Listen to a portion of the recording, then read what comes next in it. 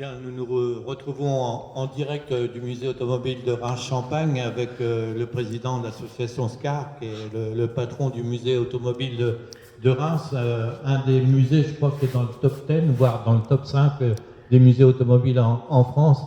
Didier Carayon, un ami de longue date, mais un grand passionné, effectivement, de la voiture de collection. Et on va pouvoir peut-être découvrir pour une première fois, parce qu'on a déjà réalisé de nombreuses émissions ensemble, mais surtout le visuel.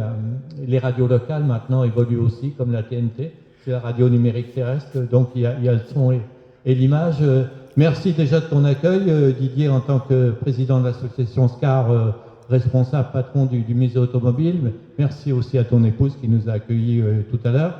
Alors peut-être rappeler un petit peu l'existence, la naissance du musée automobile de Reims-Champagne, parce qu'il y a toute une histoire avec un nom célèbre, Charbonneau. Oui, c'est vrai, mais on est parti pour 6 heures. Bon, oui, c'est Philippe Charbonneau qui, en 1985, grâce aussi à Jean Falala, qui était maire de la ville, maire de Reims, eh bien, a installé sa propre collection ici au sein du musée et l'a gérée jusqu'en 1998, donc à la date de son décès. Et donc, en 98, c'est Madame Charbonneau qui m'a téléphoné pour me demander en fait de pouvoir démanteler le sol de sa collection. Il n'y avait plus qu'une trentaine de voitures qui lui appartenaient ici. Et j'ai trouvé que c'était ridicule encore de pouvoir faire détruire un bâtiment, surtout une collection de véhicules tels qu'il y avait encore.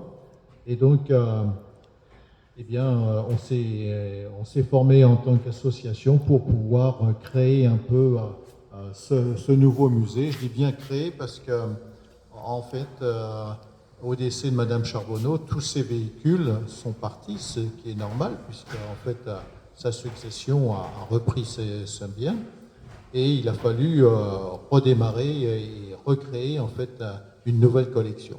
Alors, nouvelle collection, maintenant, c'est 250 véhicules auto et moto, mais c'est également 10 000 miniatures, c'est également 150 plaques émaillées, les réclames d'époque, et puis c'est également à peu près 80 voitures à pédales que l'on retrouve dans le jardin d'enfants et puis proche de certaines voitures.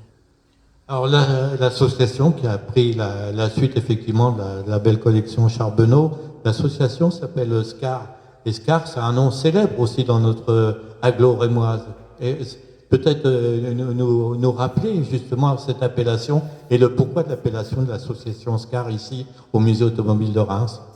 Oui, c'est exact. C'est-à-dire que lorsque nous avons en 98 créé cette association, il a fallu lui donner un nom. Et connaissant un peu un certain nombre de marques automobiles qui ont pu se créer, s'installer et puis prospérer à une certaine période ici à Reims, eh bien, il y avait la marque SCAR qui voulait dire à ce moment-là Société de construction automobile de Reims. Alors, donc, on a fait un amalgame de ces lettres pour pouvoir appeler notre association SCAR aussi, ce qui veut dire maintenant Salon des collections automobiles rémois. Et alors, cerise sur le gâteau, si je peux m'exprimer comme cela, en 2001, c'est-à-dire on n'avait pas 3 années d'existence, j'ai eu la proposition de pouvoir acheter une voiture de la marque SCAR. Et c'est-à-dire que maintenant, nous sommes propriétaires d'une SCAR. Que nous verrons effectivement en découvrant le musée pour le public, pour les auditeurs, pour les internautes aussi. Donc ça va faire peut-être pas le tour de la planète parce que nous sommes très très modestes, mais il y a des passionnés dans tous les pays, effectivement un peu partout, dissimulés aux 4 coins du monde. Donc on fera un arrêt un peu plus particulier sur la SCAR qui est à l'entrée du musée automobile. Alors, tu nous proposes une visite par les ancêtres, par les voitures plus récentes. On va faire un petit tour et quelques commentaires, effectivement, de ces magnifiques voitures ici au musée automobile de Reims-Champagne. C'est comme tu désires, on est pratiquement au centre de certaines parties, c'est-à-dire qu'il y a les voitures sportives qui sont derrière nous, là. J'ai également les voitures d'après-guerre qui sont ici, ou alors les voitures qui sont antérieures à 1940, qui sont toutes par ici. Alors donc, c'est toi qui choisis. On va peut-être commencer par les ancêtres, hein, parce que nous sommes à la veille du week-end du patrimoine et toutes ces voitures, même les voitures récentes, hein, qui ont plus de 30 ans, qui sont en appellation de voitures de collection, mais les ancêtres font réellement partie du patrimoine français, le patrimoine automobile, il ne faut pas l'oublier.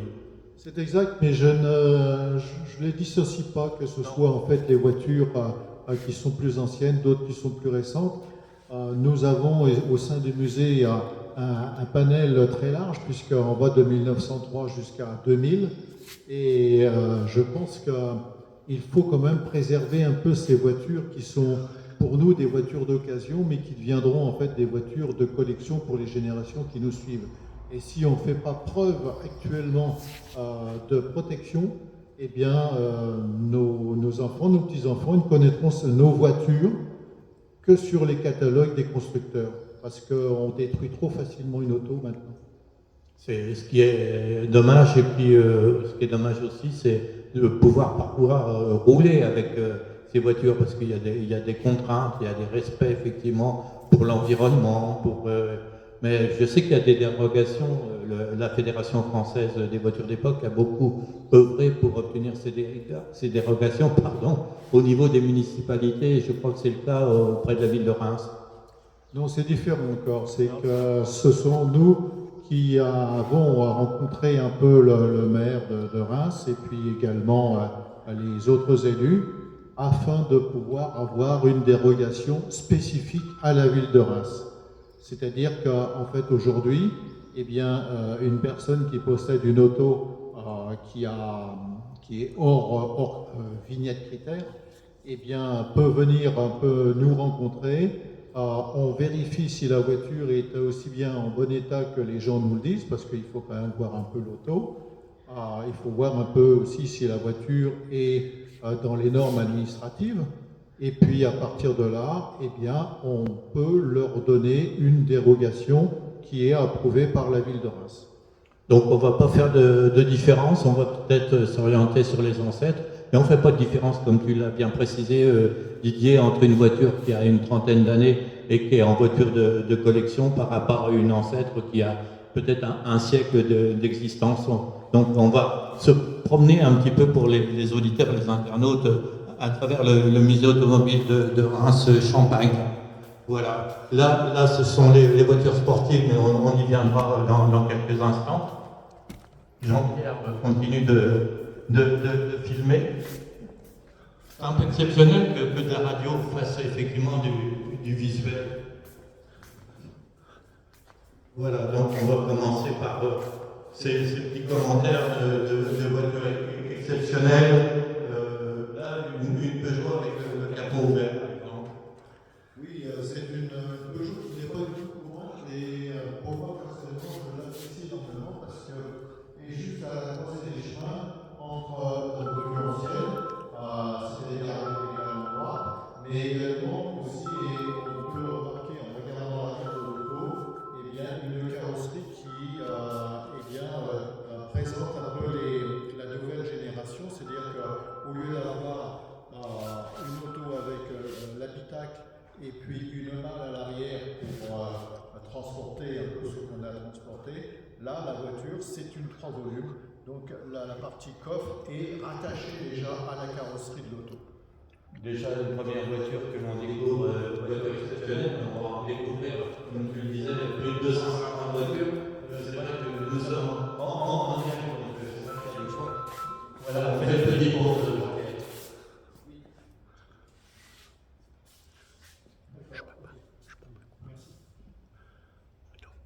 Et l'auto pour elle-même, elle est extraordinaire.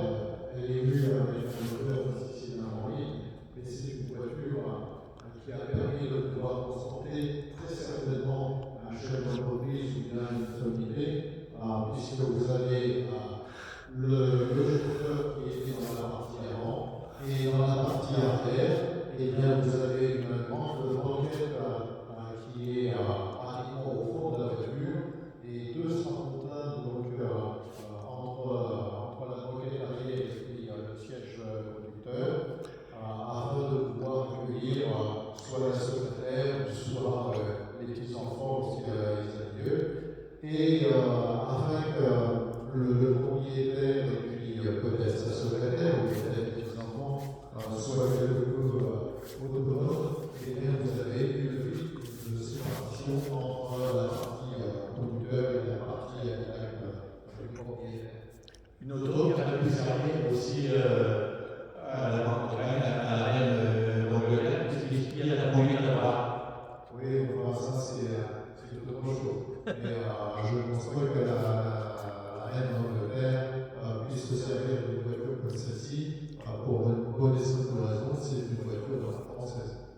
Oui. Mais bon, il y a effectivement des accords qui sont passés entre la Grande-Bretagne et bien sûr la France pour des très belles voitures. Alors, c'est pas effectivement dans les BDL, les Rolls Royce, mais de l'âge est une voiture quand même d'exception. On dit un petit peu. Parce que là, la licorne, il y a plusieurs licornes, et ça, c'est une marque aussi exceptionnelle. Je crois qu'elle avait fêté son centenaire, 110 ans même, la licorne. Peut-être quelques commentaires sur cette fabuleuse voiture. Oui, alors c'est différent parce que là, j'ai eu la chance de pouvoir connaître l'ancien président du club de la licorne et un monsieur qui était purement et simplement le fils du créateur. Et il avait donc sa collection de voitures, mais bon, il était vraiment âgé à cette époque. Et il a eu la gentillesse et la délicatesse de pouvoir nous mettre un peu sa collection en présentation ici au sein du musée, en sachant que nous-mêmes nous sommes propriétaires d'autres véhicules La Licorne, et ça a permis de faire un amalgame quand même de 7 véhicules qui est vraiment introuvable autrement. Il n'y a pas d'autres structures qui présentent un peu ce choix aussi large dans la gamme de La Licorne. C'est-à-dire que nous avons une voiture de 1912 pour la plus ancienne, la BV, et puis on a une voiture qui est de 1947, qui est donc la 163. Mais entre les deux, eh bien, nous avons des voitures. Je vais vous en présenter qu'une parce qu'elle mérite un peu cette présentation. C'est cette auto. Qui est une voiture, une 415, mais elle a une particularité, elle a été fabriquée à 3 exemplaires pour le salon de l'auto en 1937, et c'est une auto qui a cette particularité de ne pas avoir de montant de pare-brise de part et d'autre, c'est-à-dire que c'est purement simplement la vitre qui maintient le toit à la carrosserie. Exceptionnel. Donc, une belle vision effectivement de cette voiture, la licorne, la type de 415. Et ce qui est très bien dans le musée automobile de Champagne, c'est qu'il y a la présentation technique effectivement de chaque voiture. Ça aussi, c'est important. Ouais. Oui, Jean-Pierre, tu peux faire un zoom sur cette voiture exceptionnelle avec cette vitre qui n'est pas le pare-brise mais qui soutient le pavillon. On continue effectivement à avancer dans la collection dans le musée.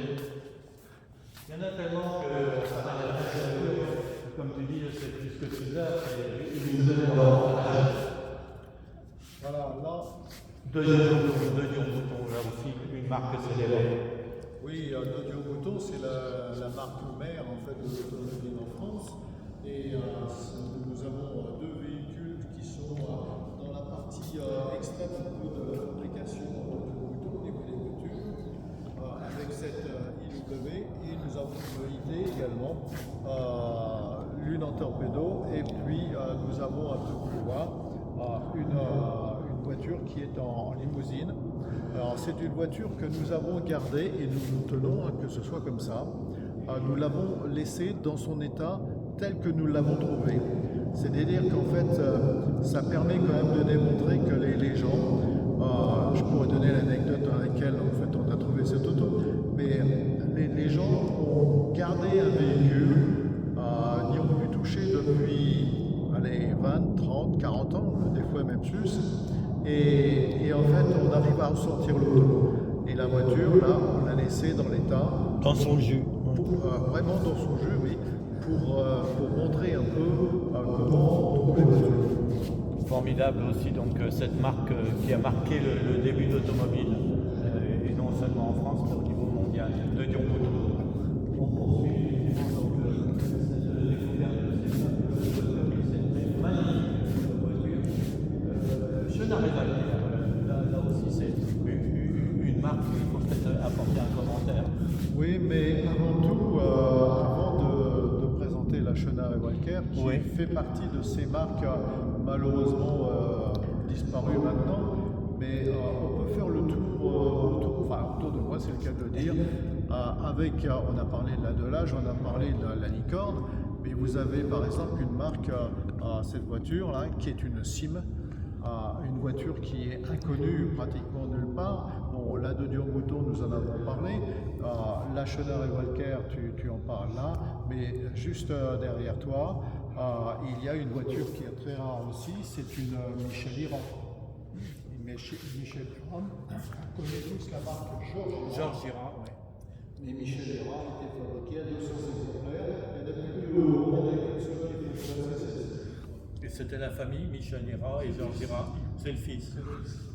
Présidé par un champardonnais, Michel Piat. L'association Georges Ira. Oui. Enfin, disons que là, Michel, que je connais très bien, qui est un ami, n'a rien à voir un peu avec la fabrication. Non, c'est un passionné, tout comme toi, effectivement, de cette marque Georges Ira. Et si on continue un peu le petit tour, eh bien, on a du Rosengar, mais on a également donc des marques aussi peu connues que chez Nio Brasier. On a Suer, on va les découvrir, mais tout ça, ce sont des marques qui sont françaises et ce sont des marques que personnellement j'apprécie parce que ça permet de démontrer que l'automobile française a été très importante pendant de nombreuses années et que maintenant c'est concentré à deux groupes. Nous ne pouvons que confirmer l'invitation effectivement au public, à nos auditeurs, mais aussi à ceux qui regardent Internet, de découvrir ces belles voitures, mais surtout de venir lors de cette opération, des journées du patrimoine, de voitures de Champagne. Mais pas spécialement, nous sommes ouverts, enfin le musée est ouvert à longueur d'année. 365 jours. Pratiquement, oui. Ce qui veut dire, c'est qu'en fait, si vous ne puissiez pas venir au moment des journées du patrimoine, eh bien n'hésitez pas à venir quand vous le désirez, sauf le mardi, c'est le jour de fermeture du musée, et ça vous permettra de découvrir en réel ce que vous voyez à l'écran. Et la possibilité de poser des questions si tu es présent à toi ou à l'accueil du musée. Oui, je le fais avec plaisir. On le ressent à travers cette passion. On continue un petit peu. On va aller jusqu'à Lascar et on reviendra sur nos pas. Il y en a tellement des belles voitures que c'est très difficile. Là, je vois une marque aussi pratiquement que le grand public ne connaît peut-être pas, même le public de passionnés, Simon Vianney. Oui, Simon Vianney, c'est une voiture qui aurait très bien pu participer à une des courses qu'il y a eu sur le célèbre circuit de Reims-Gueux, puisque c'est une auto de course, une voiture de course de 1926, celle-ci. Et c'est une voiture qui me fait énormément plaisir d'avoir ici. Pourquoi? Parce qu'elle a appartenu à la famille Charbonneau dans le bon temps de leur musée et vendue en 1991, pardon. Et nous avons eu l'occasion de pouvoir la racheter en 2006. C'est-à-dire que c'est pour démontrer, c'est qu'aujourd'hui, le musée automobile de Reims ne vend plus ses autos comme nos prédécesseurs l'ont fait, mais au contraire, soit les rachète ou soit achète de nouveaux véhicules pour pouvoir être présentés au sein du musée. Merci pour cette présentation de cette voiture exceptionnelle qui a un passé effectivement sportif aussi dans le cadre de l'histoire de l'automobile. Là, l'hostellerie de la Reine Blanche, on parlait de la Reine avec la Delage tout à l'heure, mais là c'est l'hostellerie de la Reine Blanche, une superbe Citroën aussi d'exception, et puis bien sûr des marques de l'âge de la R. Oui, alors là, je souhaitais de rester quelque peu sur cette partie-là, parce que là, nous avons des marques prestigieuses qui ont surpris un peu un certain nombre de personnes qui allaient encore soit à pied ou soit à vélo. Mais à cette époque-là, il y avait des marques comme Ariel Vassor, il y avait Delahaye, il y avait Oskitch, il y avait Talbot, il y avait Anilka. Tout ça, ce sont des marques de prestige et toutes des voitures que nous avons la possibilité de pouvoir présenter et également amener en fait à remettre un peu au goût du jour, là s'en faut, mais à et sortir un peu de l'eau. Très très belle voiture et très belle grande marque effectivement qui font partie de ce patrimoine de l'automobile. Schneider et Walker, on en a un peu parlé là tout à l'heure. Talbot là, que tu viens de citer, effectivement, superbe Talbot aussi. Amilcar, toutes ces grandes marques. Citroën. Ah, une marque aussi peut-être un peu méconnue du grand public, peut-être des passionnés aussi. Cette voiture qui était peut-être une voiture de course également. C'est exact, la marque c'est Genestin. Genestin est une marque qui était installée à Fourmies dans le nord, donc pratiquement locale. On est à 120 km de Reims maximum. Et c'est une voiture qui a été retrouvée en châssis moteur par son propriétaire actuel et qui l'a reconstituée un peu comme elle devait être au départ. C'est-à-dire que on est sûr, les numéros châssis et tout correspondent. C'est la voiture qui a gagné le Grand Prix de Chimay, alors je ne sais plus l'année, et puis également les Routes du Nord. Les Routes du Nord qui est une célèbre épreuve qui existe toujours et qui passe par Reims ou proche de Reims pratiquement tous les ans. Et cette voiture-là a gagné en fait cette compétition. Donc une bien belle histoire pour cette voiture, la Genestin. Là on continue, là aussi ce sont des marques très très connues. On continue Citroën. On peut la citer. Samson, effectivement, il faut les citer. Rosengart, je crois que tu as cité il y a quelques instants. Alba, peut-être aussi encore une marque peut-être un peu méconnue du grand public passionné d'automobile ancienne. Oui, là on arrive sur les voitures qui ont malheureusement subi un peu la guerre de 14-18 et qui n'ont pas en fait pu s'exprimer après cette guerre. Et donc Alba, qui est une de ces marques, mais en fait Alba était plutôt une société qui créait en fait les carrosseries, mais qui se servait de moteurs Ballot, puisque Ballot, la marque Ballot était un fournisseur, était un motoriste en fait, et fournissait en fait toute la mécanique, alors qu'Alba a créé en fait purement et simplement, si vous voulez, la carrosserie, le châssis, la carrosserie de cette auto. Oui, il y a des marques comme ça, comme je ne sais pas s'il y en a une marque Voisin, c'était les moteurs d'avion qui équipaient les voitures Voisin, peut-être, je ne sais pas, enfin, je ne vais pas rentrer dans le détail parce que je suis un méconnaisseur, je ne connais pas du tout. Là, on arrive dans le secteur taxi de la Marne et je me souviens de la présentation officielle de l'accueil du taxi de la Marne. C'est toute une histoire de la Première Guerre mondiale. Oui, bien sûr, mais le taxi de la Marne, bon, déjà pour mettre un peu les personnes un peu à l'aise, ce oui. que je veux dire, le taxi de la Marne n'a jamais fonctionné dans le département de la Marne. En fait, c'est un autre sujet, c'est-à-dire que lorsque Gallieni, qui était le responsable de la place de Paris, militaire, je m'entends, oui.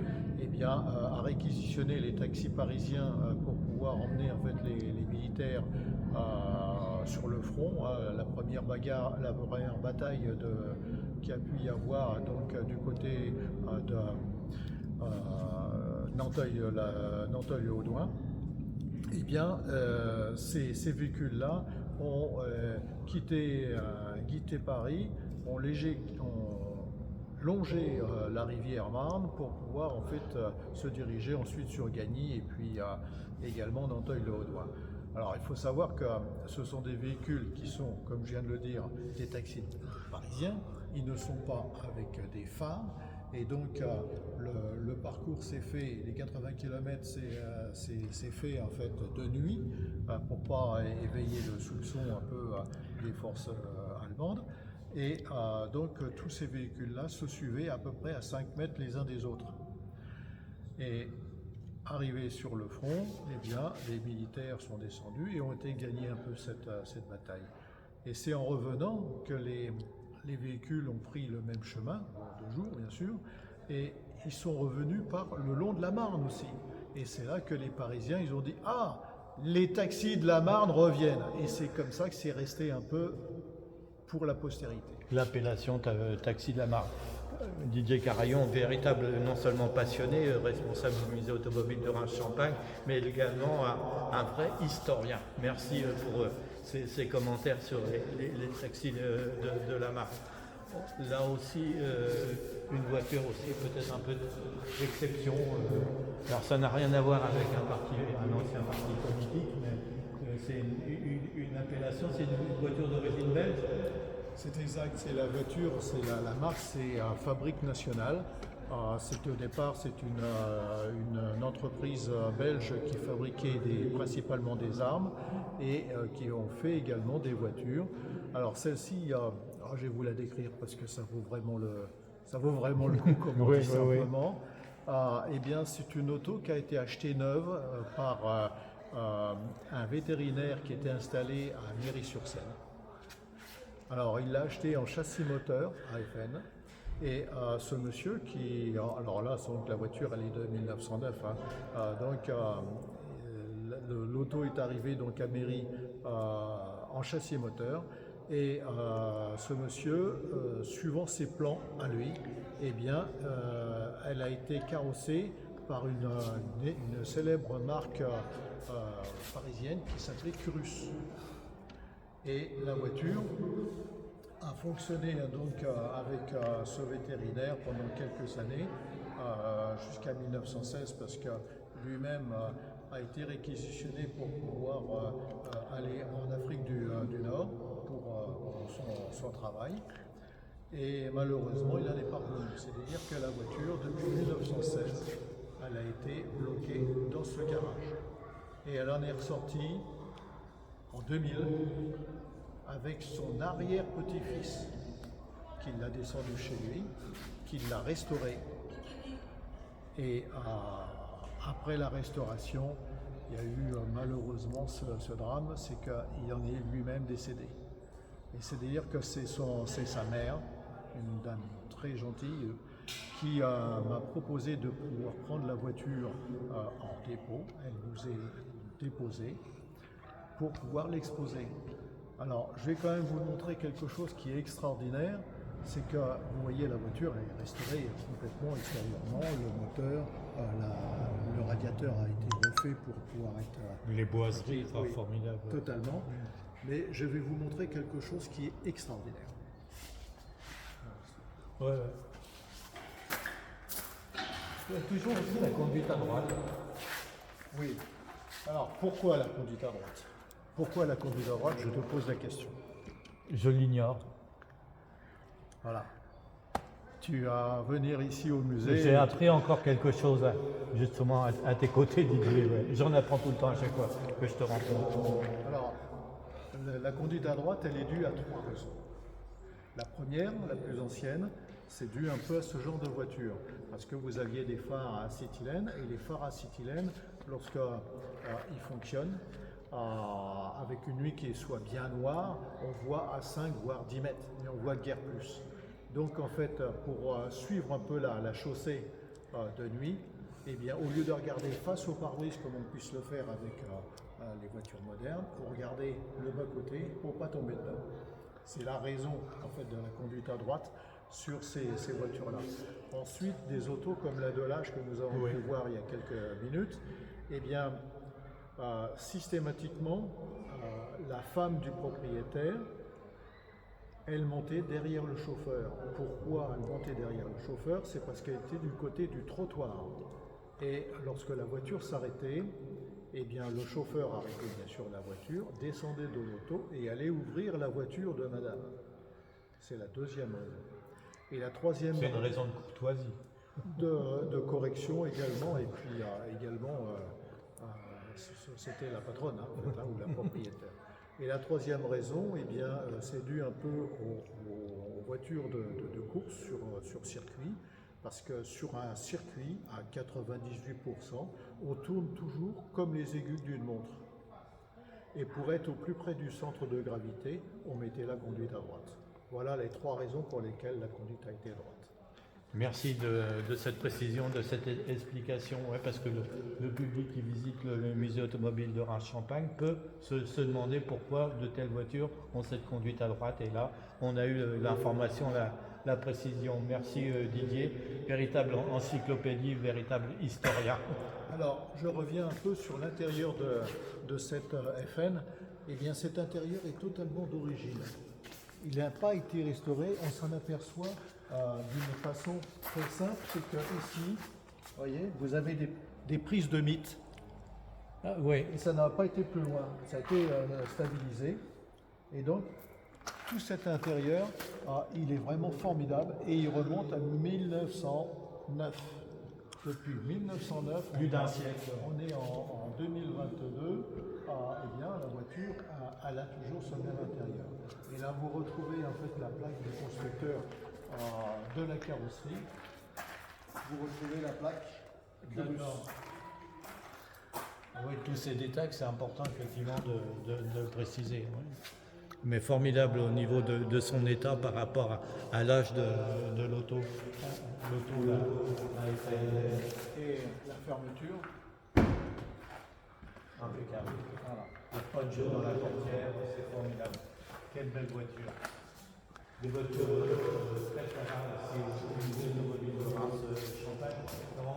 Nous allons arriver sur le stand qui porte le nom de l'association qui sert le musée à travers tout en tant que président, Didier Carayon, c'est SCAR. Alors, tout à l'heure, tu nous as fait un petit descriptif de la signification de SCAR, et là, on est devant une formidable SCAR, justement, un des rares modèles qui existent encore. Oui, c'est exact. C'est-à-dire qu'en fait, l'entreprise SCAR a fonctionné entre 1906 et 1915, 9 années. Et pendant ces 9 années-là, ils ont fabriqué grosso modo 400 véhicules en 2, 4 et 6 cylindres. Malheureusement, donc, l'usine était sur la ligne de front et en fait, les obus qu'ils ont reçus, ça a moins fait fonctionner un peu les machines-outils qui étaient en dessous. Alors donc l'arrêt brutal donc en 1915. Et donc, suivant des années, maintenant, nous recensons plus que 6 voitures SCAR à travers le monde. Il y en a 4 qui sont en France, il y en a une qui se trouve en Grande-Bretagne et la dernière qui se trouve aux États-Unis, mais qui n'est pas partie dans les derniers temps avec les ventes aux enchères que l'on entend parler. Non, elle est partie déjà à cette époque-là. Dans les 6 véhicules qui restent, celle-ci est la plus ancienne, elle est de 1908, alors que toutes les autres sont postérieures à 1916. Je me souviens à cet endroit où il y a cette très belle SCAR, donc avec toute cette histoire effectivement de la construction d'automobiles rémoises. Il y avait, il y a un certain nombre d'années, une superbe frégate cabriolet qui avait toute une histoire aussi, et nous avions amené à l'époque Roy Robbie, un ancien chanteur des Platters, ce sont tous décédés au niveau des Platters, et cette voiture était justement ici aussi, c'était une voiture d'exception, cette frégate. Oui, mais ça remonte à De nombreuses années. Plusieurs décennies. Oui. Parce que en fait, en 1998, lorsque nous avons repris la gestion du musée, cette voiture n'existait plus. Voilà. On va poursuivre un petit peu donc cette découverte. Là, il y a une fabuleuse voiture aussi, peut-être quand même. Ça demande aussi un commentaire, Schneider. Oui, alors ça, ce sont des autos où alors on a eu l'opportunité de pouvoir trouver et puis surtout acheter. Ce sont des voitures qui nous appartiennent et ça, je suis fier un peu de pouvoir le dire parce que ce ne sont pas des autos qui sont courantes, ce ne sont pas des autos que vous allez retrouver le long des trottoirs actuels. D'un côté, il y a une voiture Lacroix de la ville, une 3 roues, qui a 3 roues. Alors c'est une voiture qui est extraordinaire puisque c'est vraiment une auto qui a été fabriquée souvent dans le contexte du 19e. C'est-à-dire que vous avez le châssis n'est pas métallique mais il est en bois. Vous voyez la crosse qui se trouve, je vais vous la montrer de plus près. Voilà, la crosse en bois. est totalement en bois. Et si on suit, on va jusqu'à l'arrière et vous verrez également la fin de la crosse. Et donc pour pouvoir donner une certaine rigidité un peu à ce châssis en bois, là, et c'est recouvert par un U en métal que l'on aperçoit ici. Voilà. On le voit de ce côté-ci, le hull en métal qui recouvre un peu la crosse en bois. Une voiture d'exception également. Ouais. Là, donc le moteur, eh bien, c'est un moteur monocylindre de Dion-Bouton. Et c'est une auto qui pourrait, comme tu disais tout à l'heure, être en service aussi bien en France ou sur le continent européen, et puis également sur nos îles britanniques, puisqu'on n'a pas de moteur, on n'a pas de volant, mais on a purement et simplement ce qu'on appelle une queue de vache. Pour se diriger, ouais. Qui permet quand même de pouvoir aussi bien diriger si on est à droite ou à gauche de la voiture. Ça fait penser un petit peu à diriger un bateau. Oui, c'est à peu près la même chose. La différence, c'est que la direction se fait à l'avant et non à l'arrière. Ouais. Ah. Alors, par contre, on a cette auto qui est magnifique, qui est une Rocher Schneider. Eh bien, c'est une voiture qui est vraiment, pour moi, c'est pas le summum, mais c'est vraiment la voiture que je suis très fier de pouvoir présenter, comme je le fais avec toutes mes autres autos. Mais celle-ci, c'est une particularité, c'est que c'est une auto qui a transporté des gens comme Toulouse-Lautrec. D'accord. Voilà. C'est-à-dire qu'en fait, c'est une voiture qui appartenait à un peintre célèbre de la région parisienne, et donc ami de Toulouse-Lautrec. Et cette auto avait été achetée aussi la neuve, comme la FN, donc un châssis moteur, et a été carrossée par un grand carrossier de l'époque qui s'appelait Van Voren. Donc le chauffeur qui avait été appointé pour pouvoir conduire et puis se servir et puis entretenir la voiture, eh bien, est resté tout le temps de sa carrière pilote de cette voiture. Et au décès de son propriétaire, eh bien, l'épouse du propriétaire a fait donc la voiture au chauffeur, puisqu'il n'y avait que lui qui l'avait conduit, et la voiture est restée toujours dans la même famille depuis 1936. Et les derniers parcours qu'elle a pu faire, c'est en 1966.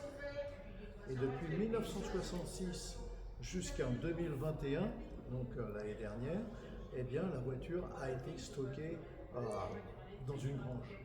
Oui, parce que dans un garage d'une maison moderne, elle ne tiendrait pas, hein. Il faut une grange.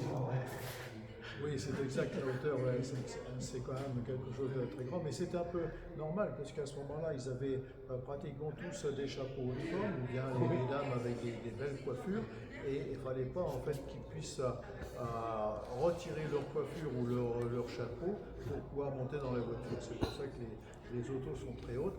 Et d'ailleurs, particularité que vous retrouvez sur là, par exemple, actuellement sur un Rolls-Royce qui emmène le gouvernement en Europe.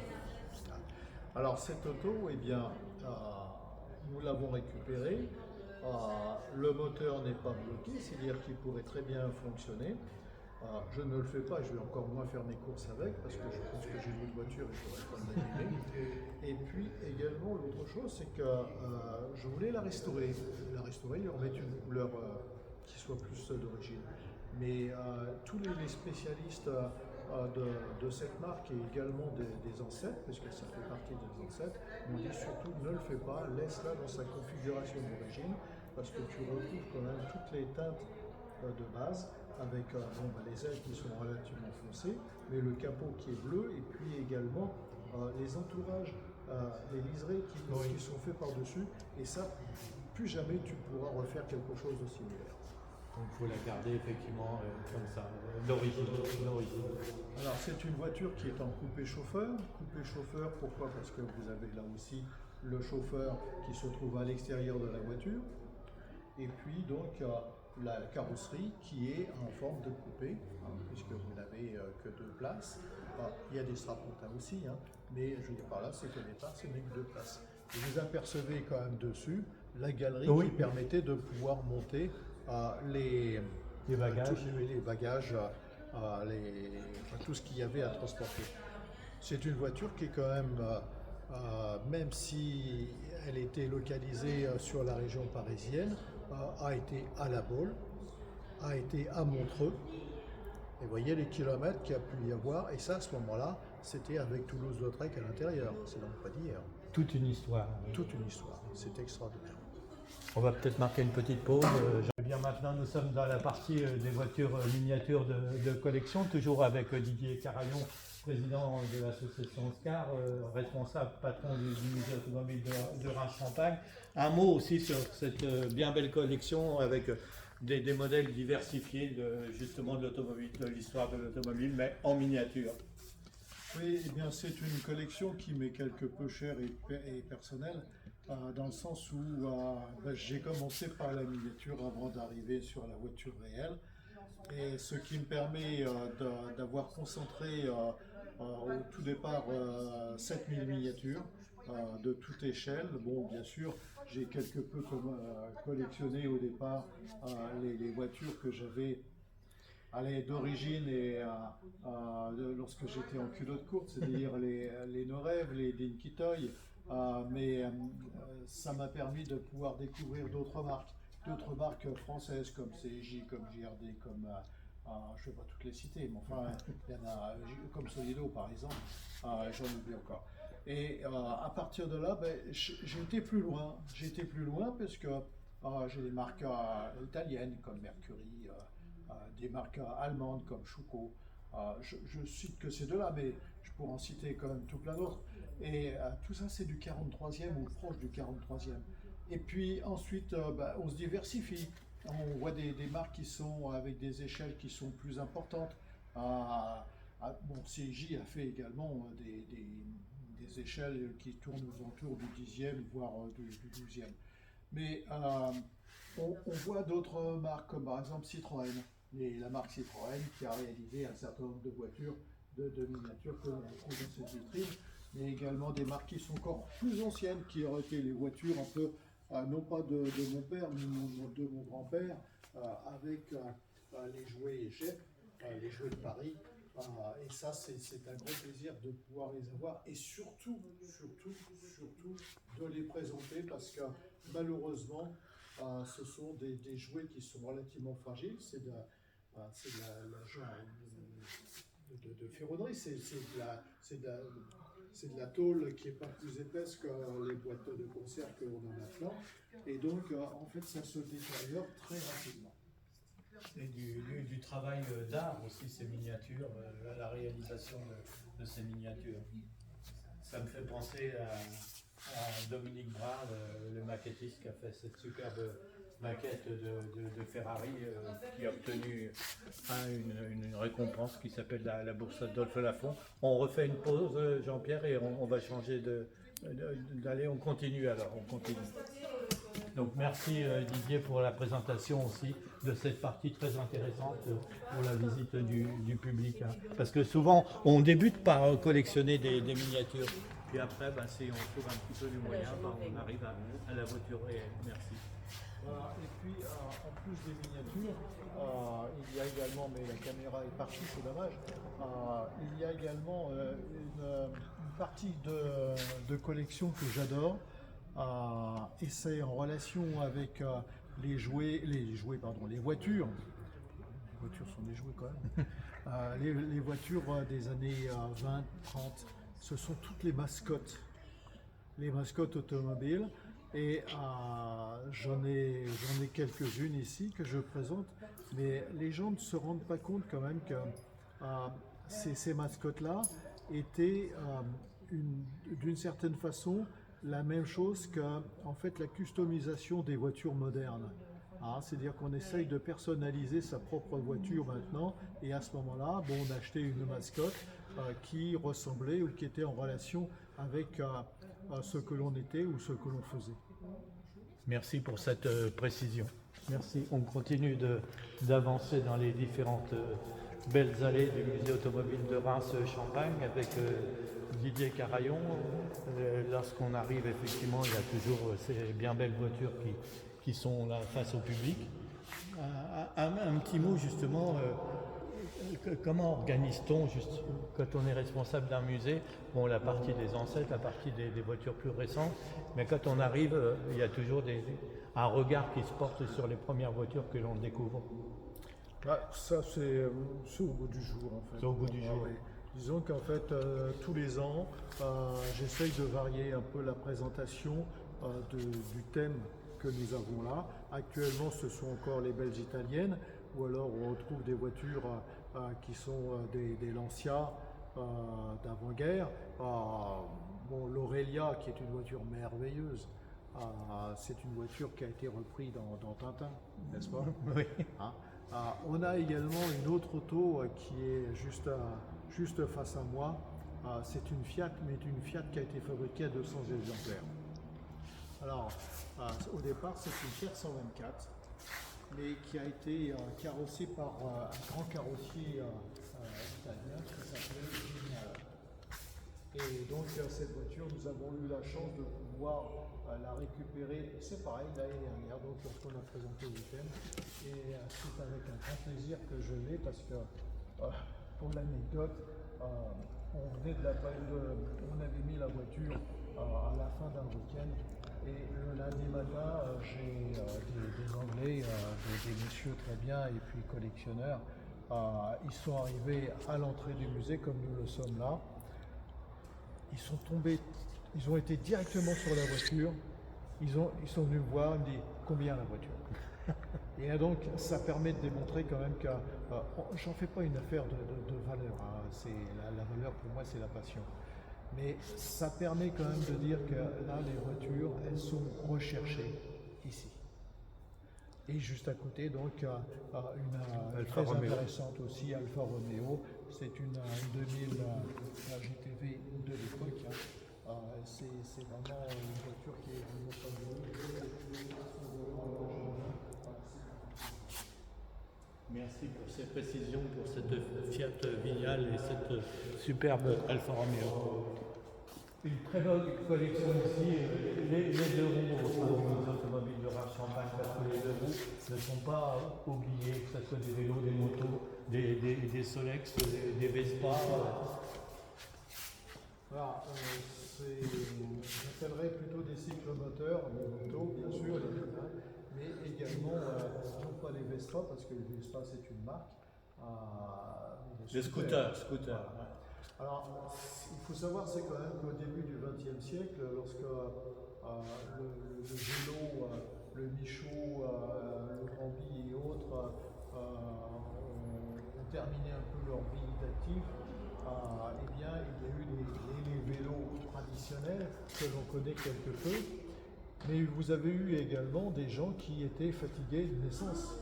C'est-à-dire que ce qu'ils voulaient, c'est avoir un moteur pour pouvoir épauler un peu la conduite.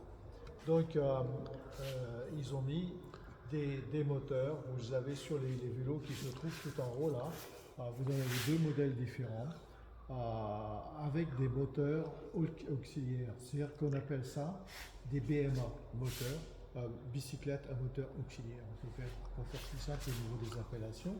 Et puis, c'est devenu en fait une moto, puisque là, directement, le moteur était solidaire du cadre, était incorporé dans ce sacré cadre, et puis il y a eu cette profusion un peu de marques qui ont, comme l'automobile, eh bien, fabriqué des cadres de moto et acheté des moteurs chez des spécialistes, Zurcher, Jab, je ne vais pas tous les citer non plus, mais enfin ce sont des gens qui ont fait des moteurs, et donc l'ensemble ça a permis de pouvoir avoir toute cette production française, et ça j'en suis là aussi très fier, parce que avoir de la moto, mais avoir de la moto japonaise, pour moi ça n'apporte absolument rien. Par contre, d'avoir des motos ou des deux roues qui sont de marque Moto Bécane, encore connues, mais Smart, qui est une marque locale, puisque la moto a été fabriquée à Sedan.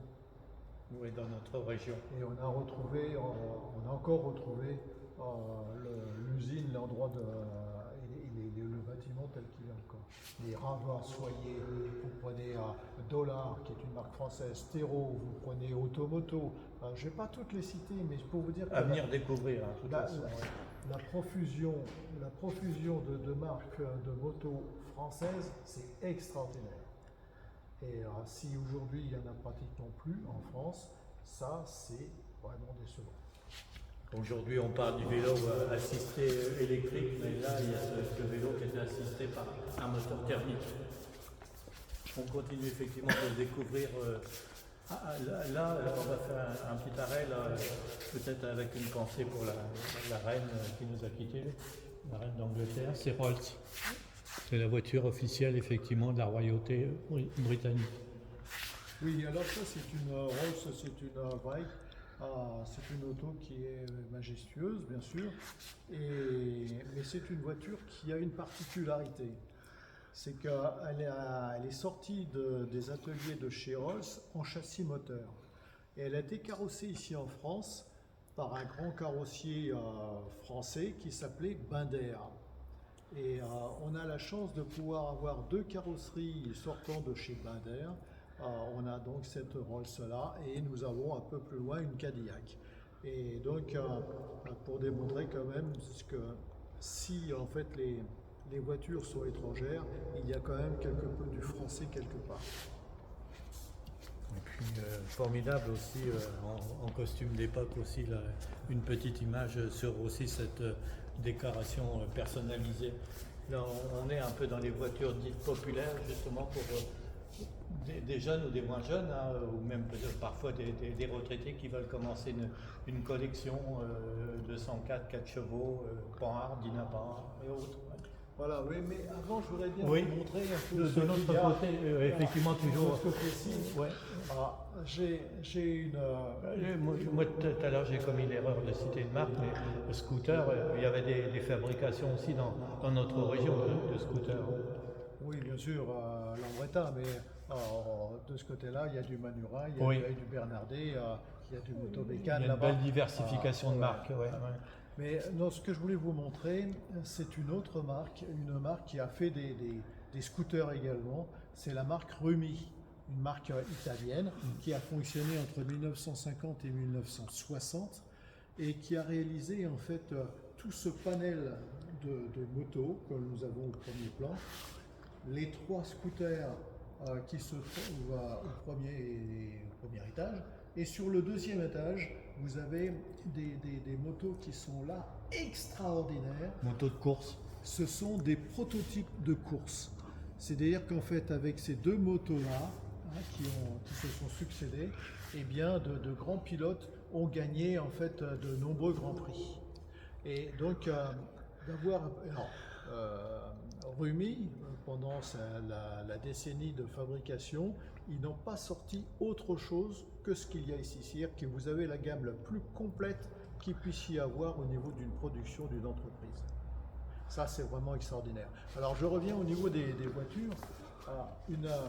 Et concernant les autos, j'ai eu un jour un monsieur qui aurait très bien pu être mon père et que j'ai retrouvé affalé contre la moto qui se trouve, que je ne dise pas de bêtises, oui, qui se trouve un peu plus loin, c'est-à-dire la Motobécane. Et je voyais ce monsieur affalé sur la barrière. Et je suis arrivé vers lui, j'ai dit, écoutez, monsieur, vous avez un problème, vous êtes souffrant? Ah, il dit non. Et alors, il est parti sur cette idée, c'était extraordinaire, si vous voulez, c'est du rendu. Il dit, oh, mon gamin, lorsque j'ai pu me payer ma première moto avec les 4 sous que j'avais gagnés, c'est ça que j'ai acheté. Et en se retournant, puisque j'étais dans l'allée, il y avait une voiture qui était la 4 chevaux qu'il y a ici, sur ma gauche. Et là, je l'ai vu fondre là. Là, il dit, lorsque j'ai connu mon épouse, c'était dans cette voiture. C'est-à-dire qu'en fait, ce monsieur, qui aurait très bien pu être mon père au moment où il me l'a dit, eh bien, a refait en fait ses 20 ans en voyant deux véhicules. La moto et la voiture. Et la 4 chevaux. Et c'est ce qui m'a en fait incité à pouvoir présenter beaucoup plus de véhicules d'après-guerre, alors que moi, ma conception, c'est qu'une voiture ancienne, c'est une voiture qui est plus ancienne que moi, donc une voiture de guerre. Mais cela dit, maintenant, nous avons laissé une place importante, de plus en plus importante, non, parce qu'en fait, il y a 2 allées, et la première allée, elle est toujours consacrée un peu aux avant-guerres, mais nous rentrons quand même de nombreuses voitures qui montrent un peu les 30 Glorieuses, et puis même après. Merci également pour ces commentaires et cette superbe collection à droite des deux. On continue d'avancer dans l'allée, effectivement, la seconde allée. Je ne sais pas s'il y a première allée, seconde allée ou autre. C'est l'allée de gauche, allée de droite. Allée de gauche, allée de droite, avec les superbes déclarations personnalisées également. Alors une chose que les gens recherchent aussi, c'est la collection de Solex. Et ça, bon, elle n'est pas complète, loin de la Sanfo, mais il y a quand même le premier modèle avec les grandes roues. Voilà. Et puis on va au Solex, le 3008 qui est connu quand même. Et vous avez également le 5000, vous avez le Pénoir qui se trouve à côté. Et puis après, il y a les 2 derniers qui ne sont pas des Solex, qui sont des Velovap. Velovap qui était la marque concurrente. Oui. Et je suis très content de pouvoir les avoir parce que c'est une marque qui est devenue insignifiante par rapport au Solex. Mais de les avoir, ça permet quand même de pouvoir démontrer qu'il y a eu quand même d'autres fabrications. D'autres marques, ouais. Avec des moteurs qui fonctionnaient avec un galet qui entraînait la roue avant par le galet. Merci également pour ces précisions. Là, on avance toujours effectivement dans cette allée avec ces voitures passionnantes et dites populaires, mais là aussi, on est devant une super et puis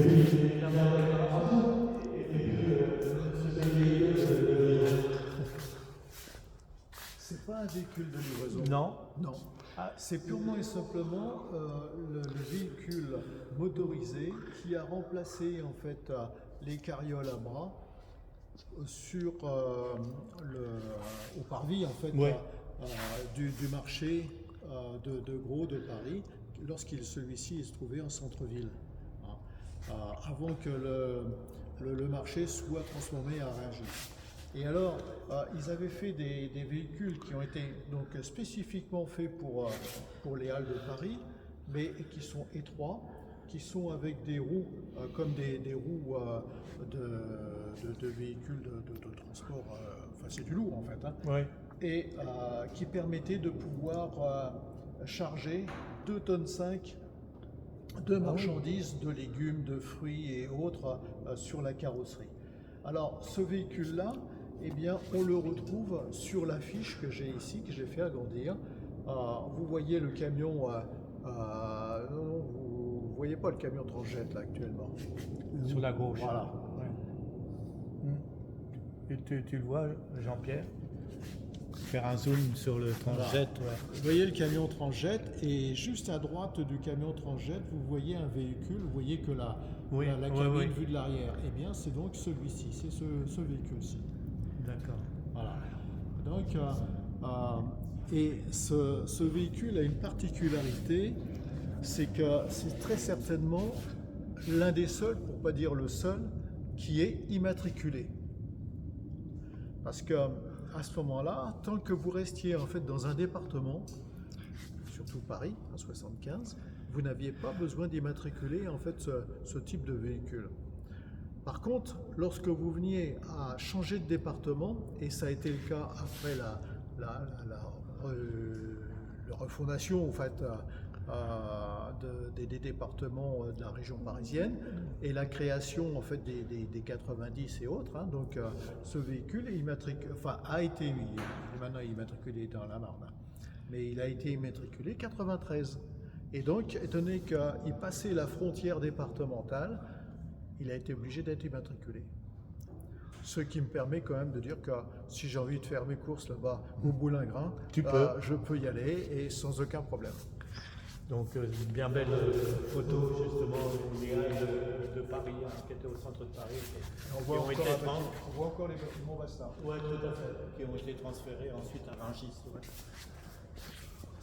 Toujours de bien belles voitures beaucoup plus récentes. EDS aussi, il y a vraiment des passionnés, il y a beaucoup d'associations de collectionneurs de DS Citroën aussi, et Prora. Tout à l'heure, tu nous as parlé de Prora de Vasseur, mais une superbe Prora aussi là. Oui, ce sont des voitures que je tenais à faire entrer ici au musée. Pourquoi? Parce qu'elles ont du vécu. Elles rappellent des souvenirs, mais bon, si la Junior rappelle moins de souvenirs par rapport à la Z qui se trouve un peu plus bas, ou voir la X qu'on appelait vulgairement en fait la Louis XV, qui était une grosse 4 chevaux au niveau de la forme. Mais la Junior était quand même une voiture qui est extraordinaire aussi par la conception et les possibilités qu'elle pouvait donner. C'est-à-dire qu'avec un petit moteur de un peu plus de 700 cm3, elle jouait dans la cour des grands. Merci aussi pour ces commentaires. On ne peut être d'admiration. J'en ai aussi, c'est pas d'admiration, je suis passionné sans avoir des parents en automobile, puisque ils étaient dans le sport cycliste, avec mon parent de l'automobile, Georges Betralmini, célèbre carrossier de la région, dont la carrosserie était reprise par ses enfants. Et tout le monde est passionné de sport automobile dans cette famille. Et quand je suis à tes côtés et au sein du musée, ça palpite. Voilà, et bien on est aussi à côté d'une voiture qui est extraordinaire, elle est unique au monde. C'est une Peugeot, c'est une 403, elle a commencé sa vie comme cette voiture-ci, c'est-à-dire enfin ce qu'on appelle break commercial. C'était une familiale. C'était une familiale. Et c'est une voiture qui a eu la malencontreuse idée de faire suffisamment de tonneaux pour pas que la carrosserie soit récupérable. Mais par contre, elle est tombée dans les mains d'un maître carrossier qui était l'ancêtre de Georges Beltramini. Pour donner un peu l'âge, mais il n'a rien à voir quand même avec les deux entreprises. Maurice Radovitch s'installait sur Reims et pour pouvoir se faire une certaine publicité, il a réalisé le dessin et ensuite la carrosserie de cette voiture qui au départ est la même que celle d'à côté. Et c'est une voiture qui est extrêmement surprenante un peu, parce que on ne s'attend pas dans la gamme Peugeot de trouver une auto comme ceci. Et alors on est sûr déjà que c'est sur la valeur d'une break, d'une familiale comme ça, parce que l'empattement est le même que ce break, alors qu'en fait la berline a une longueur entre les roues qui est de 17 cm de moins par rapport à celle-ci. Et c'est une auto qui a gagné le Grand Prix du concours d'élégance à Monaco en 1958. Bien belle voiture exceptionnelle également ici au musée automobile de Reims, Champagne. Justement, qui a gagné le Grand Prix de Monaco, moi c'est un petit clin d'œil au président de l'Automobile Club de Monaco qui nous a quittés il y a peu de temps, Maître Pierissi. On continue effectivement cette bien belle découverte. Nous allons arriver aussi dans un secteur qu'on appelle les voitures aussi sportives. Ligier, encore une bien belle marque française dans le sport automobile. Oui, alors j'ai relié un peu à cette GS2 Ligier avec la SM Citroën pour une bonne et simple raison, c'est qu'en fait, au départ, le moteur, il est identique. Ce sont, que ce soit pour la SM, que ce soit pour la Ligier, ce sont tous les deux des moteurs Maserati qui viennent de la Maserati Merak. Il faut savoir, c'est qu'il a été un moment, Citroën avait racheté Maserati et donc s'est servi un peu de la banque de matériel, de moteur de la marque italienne pour pouvoir dans sa SM. Le moteur a été un peu dégonflé puisque de 3 litres il est passé à 2 litres 6. Par contre, Ligier a laissé le moteur de base qui est donc le 3 litres, mais en position arrière centrale, alors que sur la SM, le moteur est à l'avant. Bon, malheureusement, le choix pétrolier de 1973 a complètement détérioré un peu l'activité de la fabrication de ce genre de voitures, et c'est pour ça que maintenant, ce sont deux voitures qui sont devenues relativement rares. Ligier, il y a pu y voir 47 ou 48 modèles. Merci pour cette présentation et ce commentaire concernant cette partie de voitures sportives. Là, on va noter les voitures sportives à l'instant, parce qu'une voiture qui me semble une exception au niveau de sa forme futuriste. C'est pas une voiture, c'est une maquette. Ah, c'est une maquette. C'est-à-dire qu'en fait, c'est une maquette qui a été faite par Reliez en prévision à cette époque-là de la Citroën AX. Et donc, ça a été proposé par Reliez chez Citroën, enfin chez PSA, et ça n'a pas été retenu. Mais il y a eu ce modèle qui est en argile, en clé, comme on appelle. Et puis, il y a eu également une carrosserie qui fonctionne, puisqu'il est motorisé, et qui appartient donc à Citroën. Mais c'est possible que cette carrosserie-là ait eu lieu pour la X Citroën. Merci aussi pour cette précision, parce que c'est vrai que ça attire l'attention de voir. On ne savait pas que c'était une maquette. Moi-même, je le découvre également. Là aussi, un secteur que l'on remet en avant, notamment dans la gendarmerie au niveau des interventions rapides sur autoroute, c'est Alpine Renault. Donc là aussi, il y a un bien beau modèle d'Alpine et un modèle 1600 très difficile à trouver, notamment la 4 cylindres avec cette calandre. Oui, c'est une auto que j'ai réussi à obtenir grâce à un de mes amis qui avait eu l'information que la voiture était négociable. Et lorsque je l'ai su, je ne l'ai pas laissé passer. Parce qu'on trouve beaucoup plus de la 310 en 6 cylindres. Ce sont des voitures, entre parenthèses, relativement banales, puisque c'est le 6 cylindres. Alors que ça fait partie de la première génération, la toute première génération d'Alpine, qui ont succédé en fait à la 110, la berlinette, que vous connaissez tous.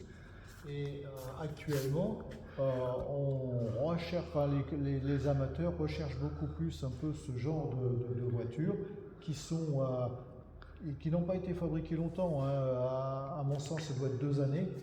Et en avoir une maintenant, c'est quand même de plus en plus intéressant. Oui, c'est une 4 cylindres, injection, 1600 injection. Oui, on continue d'avancer un petit peu. Il y a des marquettes aussi. Oui, eh bien, Fournier Marcadier, là aussi une belle référence dans le sport automobile. Oui, ce sont que ce soit Fournier Marcadier, que ce soit Géry, ce sont ce qu'on appelle des constructeurs sans patente. C'est-à-dire qu'en fait, ils fabriquaient des autos beaucoup plus au départ pour le circuit. C'est le cas pour Géry, pour cette barquette-là. Et puis, donc, Fournier Marcadier ont fabriqué donc des voitures. Mais alors, une originalité, c'est que lorsque une personne commandait sa voiture, et lorsqu'il allait la chercher, eh bien, il allait chercher des caisses. Pourquoi ? Parce que la voiture, elle était livrée en kit. Et c'était en fait le propriétaire,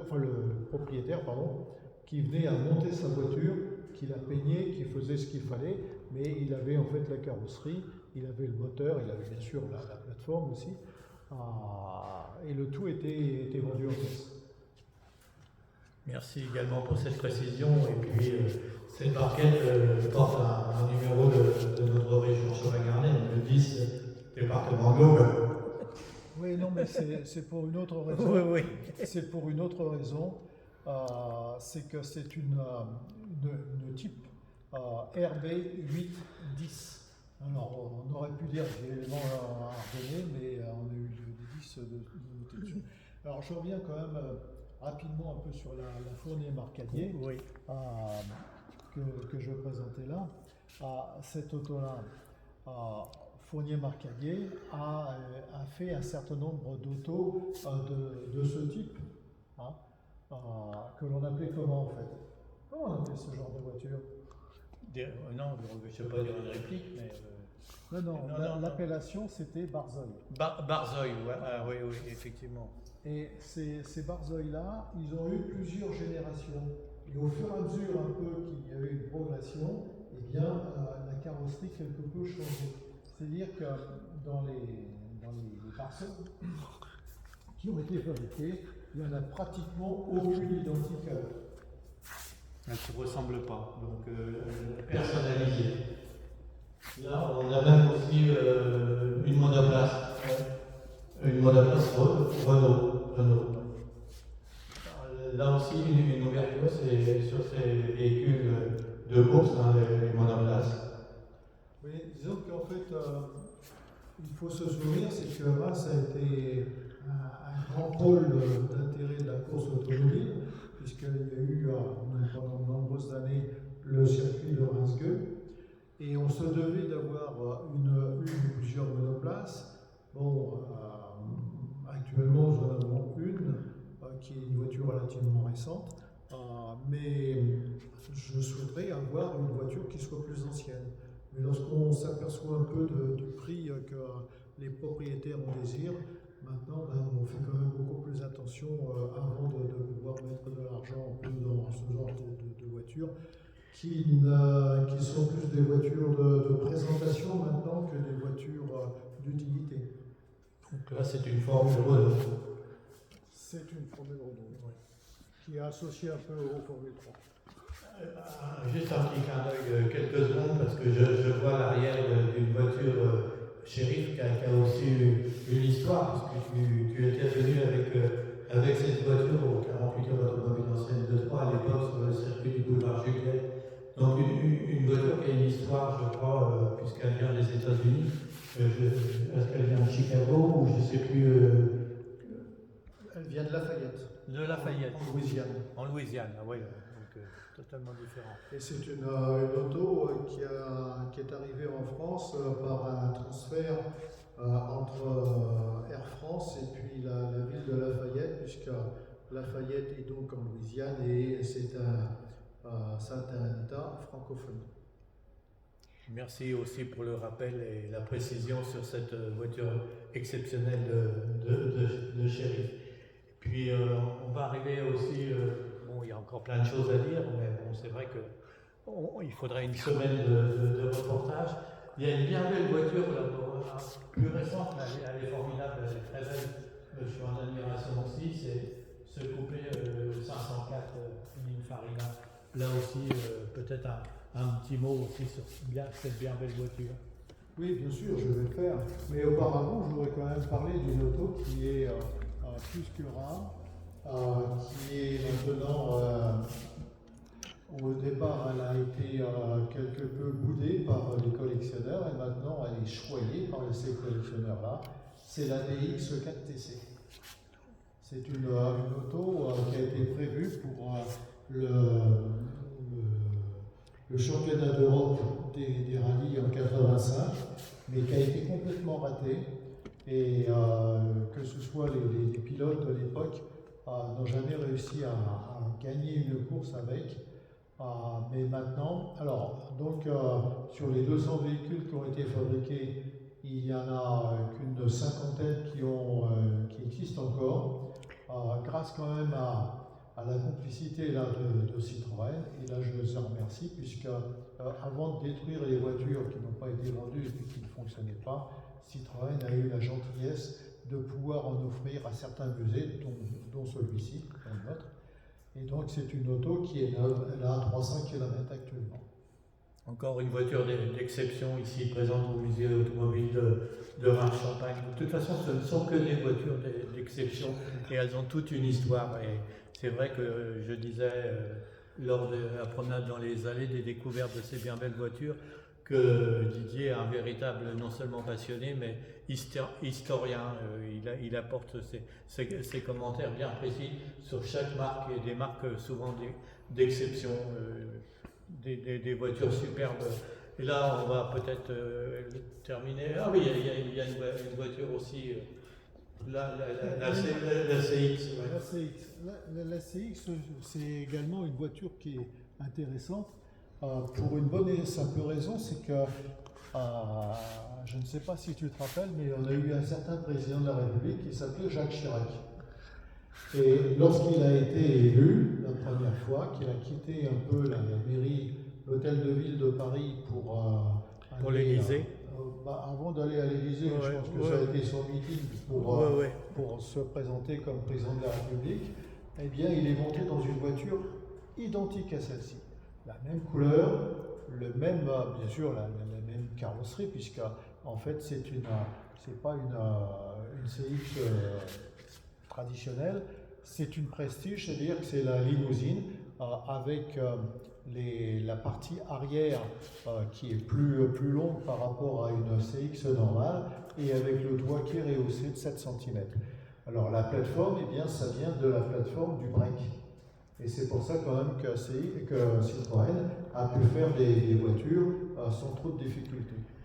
Et ça, je suis extrêmement fier aussi de pouvoir l'avoir parce que c'est une auto qui, même si une CX reste toujours une CX, c'est donc une voiture relativement banale, hein, même si c'est une voiture haut de gamme de cette époque-là, eh bien, avec la carrosserie Prestige, ça valorise encore d'autant plus l'auto. Et juste à côté, bien sûr, il y a le Coupé 504, qui est donc une voiture qui a été carrossée par Pininfarina.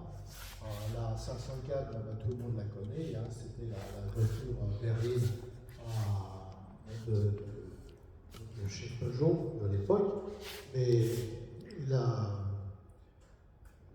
Peugeot avait eu la délicatesse de pouvoir demander à Pininfarina, qui est un grand carrossier, un styliste italien, de pouvoir réaliser aussi bien les coupés que les cabriolets. Et celle-ci, elle en fait partie.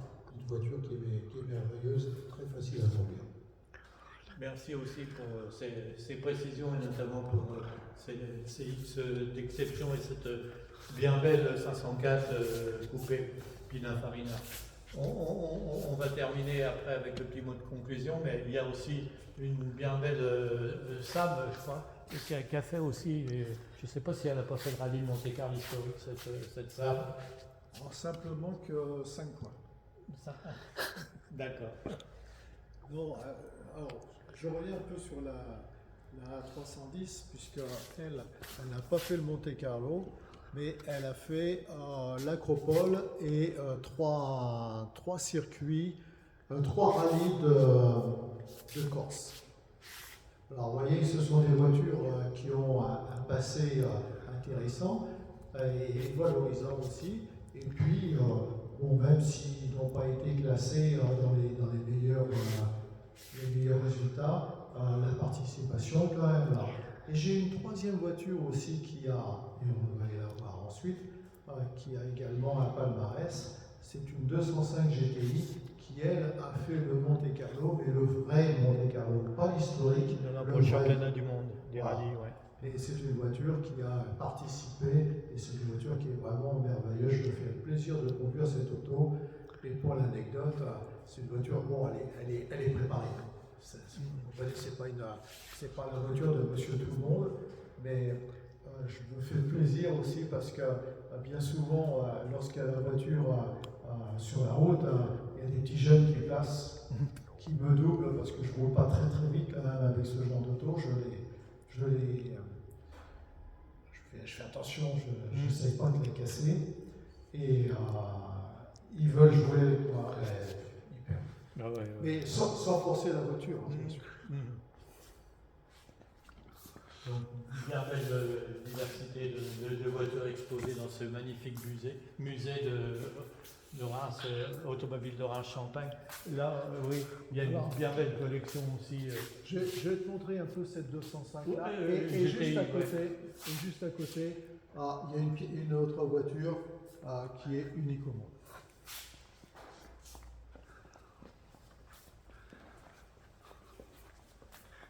Nous allons découvrir encore une auto unique au monde. Et unique au musée automobile de Reims-Champagne.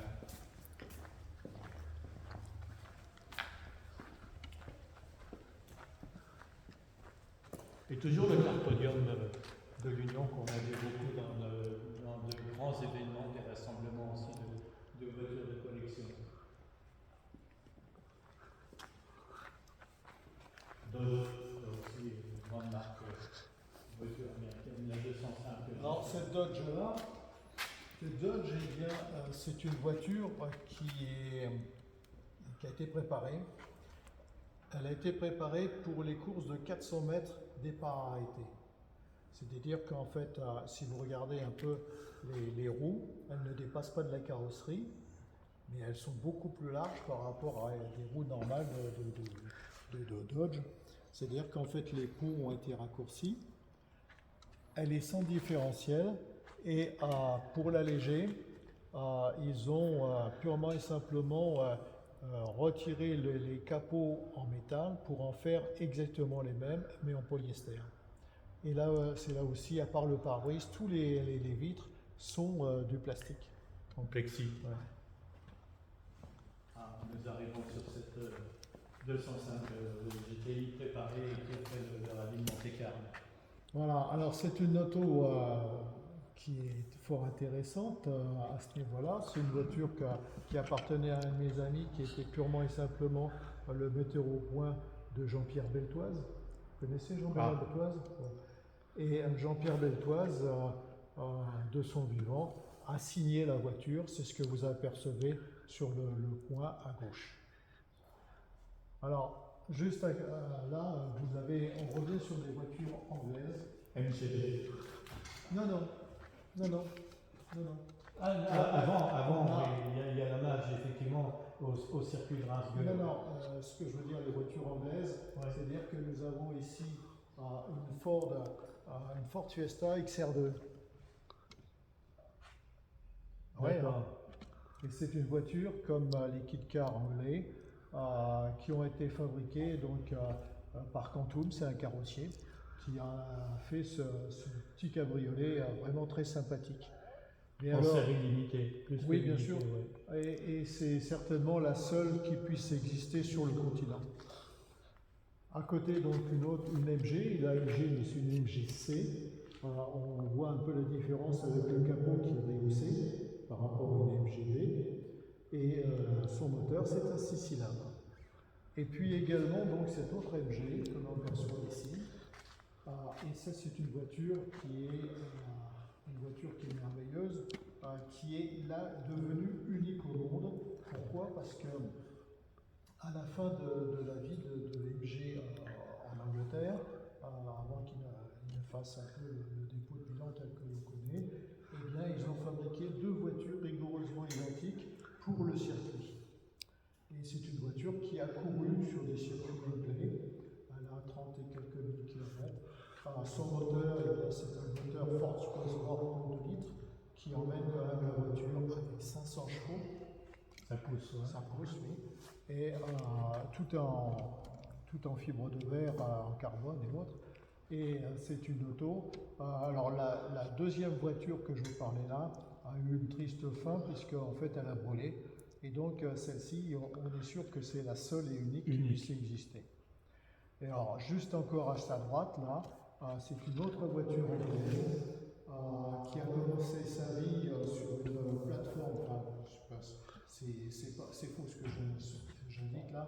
Au départ, c'est une Mini Austin, une 1300, mais qui a été carrossée par une carrosserie anglaise qui s'appelait à ce moment-là Midas. Et lorsqu'ils ont voulu l'importer, cette voiture-là, en France, eh bien, Midas est connu un peu pour d'autres choses. Donc, ils ont été obligés de changer le nom. Et donc, l'importateur l'a appelé Bowman, donc marque déposée. Et puis, malheureusement, avec toutes les charges un peu avec les Strauss-Kasse et autres, la voiture n'a pas eu de suite. Donc c'est la seule et unique voiture sous l'appellation Woman qui peut exister au monde. Beaucoup de voitures uniques présentes ici au musée automobile de Reims-Champagne. Alors la dernière que je voudrais présenter ici,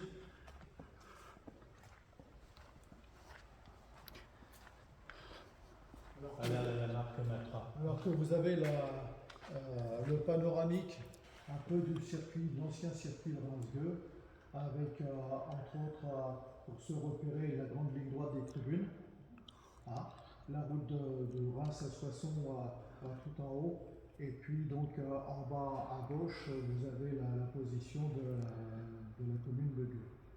Et c'est un travail qui avait été fait dans les années 60-70. J'ai connu un peu son concepteur, malheureusement décédé maintenant, mais je voudrais bien quand même qu'il puisse être un peu rafraîchi pour lui redonner un peu un cachet qu'il mérite. Alors juste en dessous, vous avez une auto qui est là aussi unique. Au départ, elle a commencé sa vie sous l'appellation Matra 530. Tout le monde connaît la Matra 530, mais son concepteur de la carrosserie, c'était un jeune styliste designer qui travaillait pour Renault à cette époque, qui s'appelle Camille Diebol. Et Camille, on est venu amis, a voulu reproduire un peu une voiture française, mais avec un peu le goût de la voiture italienne, du coupé italien, qui soit beaucoup plus chaleureux. Et en fait, la seule voiture qu'il a pu trouver en France pour pouvoir le faire, c'est la Matra 530, qu'il a purement et simplement ce qu'on dit décapsulée. Donc il ne restait plus que la plateforme, le moteur, la partie mécanique. Et donc il a regreffé un peu la carrosserie qu'il en avait fait sur cette plateforme-là. Et ça fait cette merveilleuse auto que l'on pourrait un peu prendre pour une Lamborghini S1. Effectivement, donc cette partie aussi avec ses commentaires précis. C'est une CG? C'est une CG. Oui. Là aussi une marque française sportive. Ouais. Oui, alors CG, eh bien, ça a été un fabricant de carrosserie qui a travaillé au départ pour Alpine. Lorsque Alpine n'avait pas son usine à Dieppe, eh bien, les carrosseries Alpine pour la 106, la 108 et les premières à 110 eh bien, étaient faites donc, à Brice-Contrebert. Voilà, j'étais en train de chercher le nom de la commune, donc chez CG, qui était l'appellation de carrossiers Chappe et Gestin. Et donc, lorsque Alpine a créé son usine de carrosserie à Dieppe, CG s'est retrouvé son travail et pour pouvoir survivre, eh bien, s'est mis avec un accord avec Simca, puisque Simca sortait à ce moment-là du coupé 1200S. Et donc, à partir de la plateforme du coupé 1200S, eh bien, il a fait cette carrosserie-là. Alors, ce sont des voitures qui ont été, les CG, il y en a eu 582 en mémoire, je dis, 582 modèles. Et là, maintenant, ce sont des autos qui sont extrêmement recherchées parce qu'il en reste quoi, une bonne centaine au monde. Alors, c'est une auto que j'ai rachetée il y a une vingtaine d'années, que j'ai mis dans un coin là pour la présenter, pour dire quand même que CG a existé. Mais je dois la restaurer, il faut que je m'y attelle. Mais je me ferai largement plaisir, et encore si je peux encore rentrer dedans, parce que les années passant, me plier en deux, voire en quatre. On peut rentrer dedans, mais c'est pour sortir ensuite. Puis même, pour rentrer dedans, il faut avoir 2 chausse-pieds et puis une bonne chèvre pour sortir. C'est un peu le cas dans l'Alpine.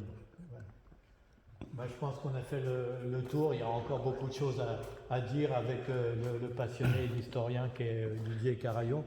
Mais je voudrais pouvoir présenter, quand même pouvoir vous présenter, c'est le 5e musée, puisqu'on a parlé de 4 là, jusqu'à présent, on a parlé des autos, on a parlé des motos, on a parlé des miniatures, vous avez remarqué un peu les plaques émaillées qui étaient les réclames de l'époque, et le 5e musée, en fait, ce sont les voitures à pédales. Je voudrais vous les montrer. Les voitures pour enfants à pédales, ouais.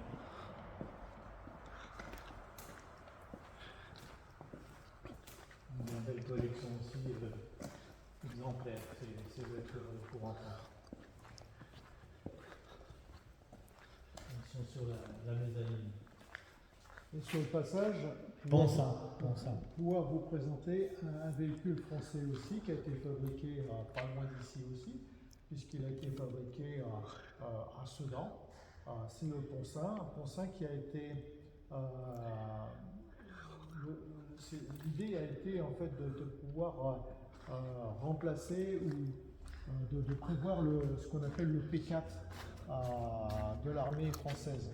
Et l'armée a préféré en fait prendre un peu le châssis du Mercedes avec le moteur Peugeot plutôt que de réaliser ce véhicule-là. Alors, Ponsin a créé quand même des véhicules qui étaient en 4 roues, voire en 6 roues également. Et ils ont fonctionné pour le privé et non pas pour le militaire. Merci pour ces précisions également pour cette voiture Ponsin. Nous arrivons à la mezzanine avec cette superbe collection des voitures pour enfants. Et tu as fait référence à Jean-Pierre Beltoise il y a quelques instants, et ça se donne aussi le voiture pour enfants. Il était approché de miniature. De miniature également.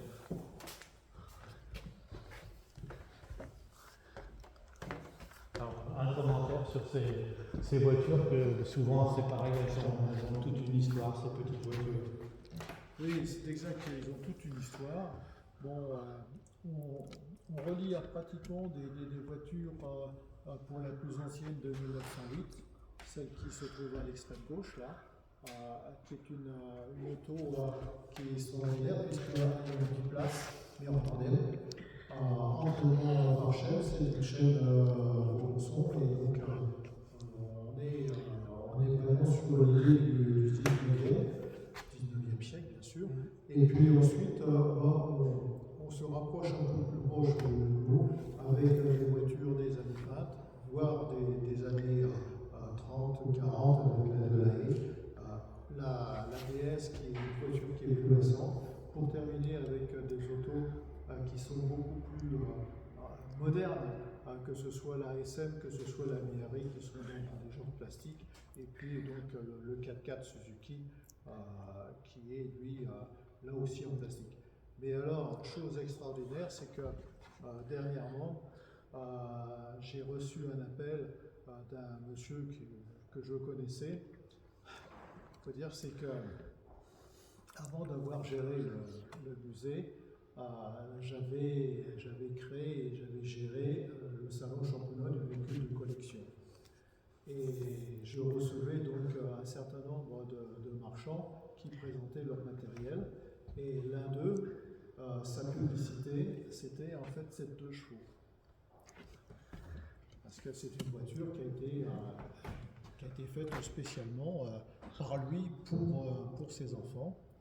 Et donc, son fils, qui est, comme vous l'avez ici, du 25-12 décembre 51, eh bien, a tenu quand même à m'apporter un peu ces 2 voitures, la 2 chevaux et la Jeep, qui sont en fait les autos qui ont été faites par son père, de son vivant, pour pouvoir donc leur faire plaisir au moment de leur naissance, enfin faire un rappel sur leur naissance, et puis également de pouvoir avoir des autos que les autres n'ont pas.